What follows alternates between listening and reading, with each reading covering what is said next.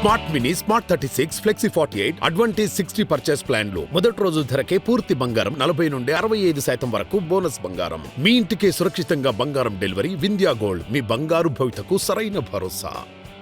Hi అండి, మీ పేరు? Hi, నా పేరు కళ్యాణి. ఏం చేస్తుంటారు? ఒక్కగా ఇంట్లోనే ఉంటా, హౌస్ వైఫ్.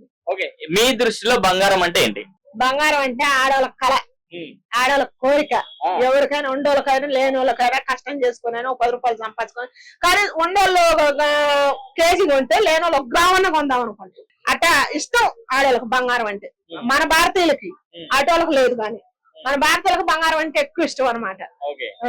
ఎప్పుడైనా బాధపడ్డారంటే? ఇప్పుడు గోల్డ్ రేట్ పెరిగింది కదా, ఎప్పుడైనా బాధపడ్డారా అప్పుడే కొనుంటే బాగుండని చెప్పి? బాధపడ్డాం. మరి మాకు సామాన్యులకు అందట్లేదు కదా. మన గవర్నమెంట్ రాజకీయ నాయకులు దీని గురించి అసలు ఎవరు మాట్లాడుతున్నారు? నేను చెబుదాం అనుకుని మంచి డబ్బు చుట్టూ తెచ్చిన.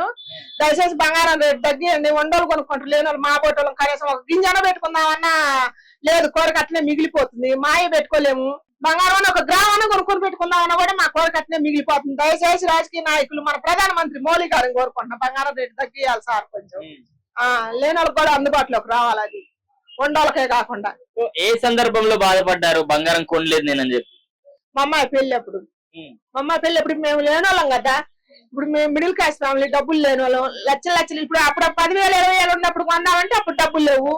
ఆ కాసులు కూర్చొని సంపాదించుకొని ఇప్పుడు కొనుక్కుందాం అంటేనే 1,00,000 దాటిపోయింది.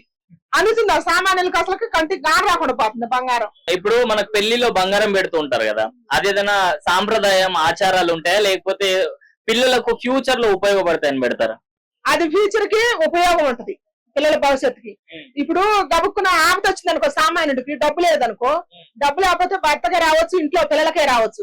గబుక్కుని తీసిపోయి డబ్బున్నోడు కళ కొంచెం కుదవ పెట్టుకొని తెచ్చుకొని బ్రతుకుతురు. దానికోసం ఉంది. కొంచెం ఇట్లా ఫంక్షన్ పోయినా కూడా లేనమ్మా, ఇప్పుడు 10 నగలు వేసుకొని వచ్చినా లేనా కొంచెం అని పెట్టుకుని పోద్ది కదా. దానికోసం ఉంటుంది. అన్నిటికీ పనికొద్దండి, ఫ్యూచర్ కి పనికొద్ది బంగారం. సో ఇప్పుడు నార్మల్ గా మనకు చెప్తూ ఉంటారు కదా, బంగారం ఉంటే ఏదో ఒక ఆపదలో మనకు ఉపయోగపడుతుంది అని చెప్పి. అలా ఎప్పుడైనా మీకు బంగారం ఉపయోగపడిందా?